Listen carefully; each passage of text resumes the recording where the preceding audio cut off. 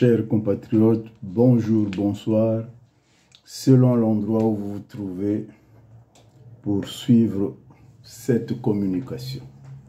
Ma communication d'aujourd'hui s'intitule « La Rwandaise du palais de Ngolo Ndoua, une affaire dans une affaire ».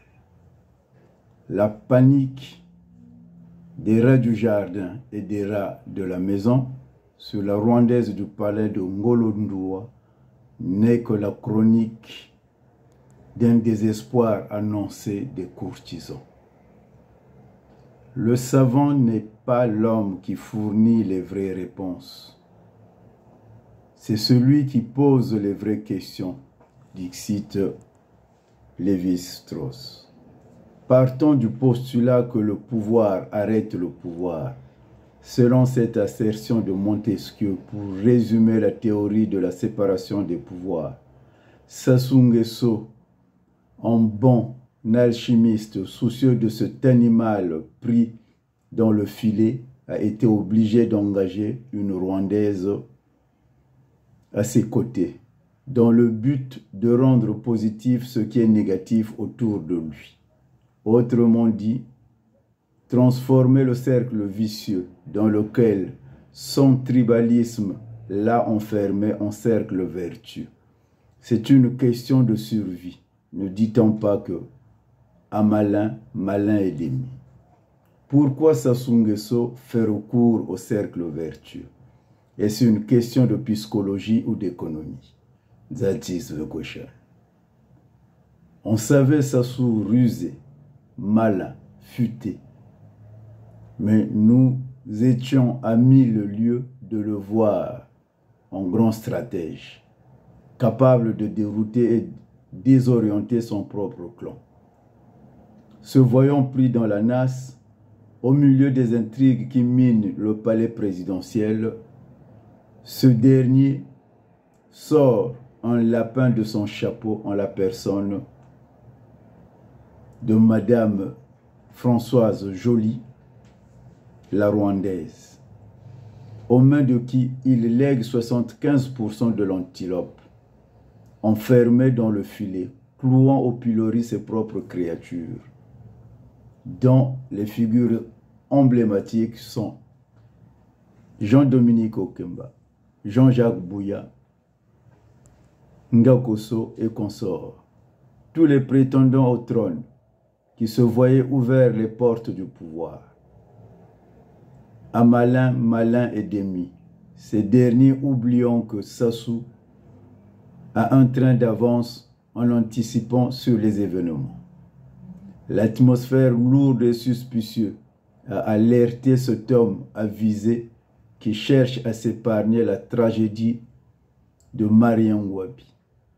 Quelle lucidité! Aujourd'hui, tout passe aux mains d'une régence de Madame Joly,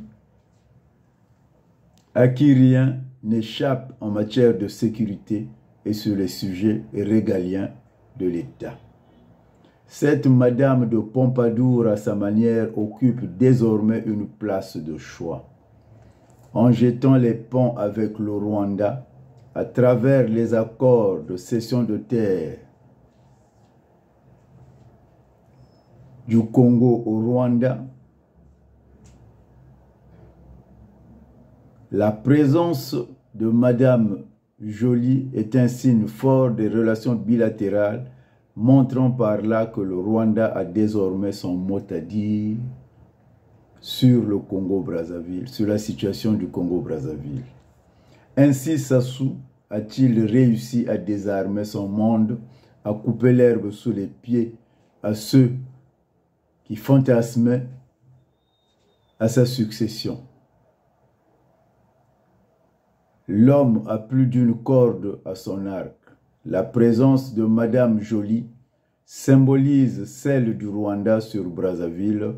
Ce n'est plus un secret de polichinelle. Les différents prétendants au trône doivent le considérer pour dit.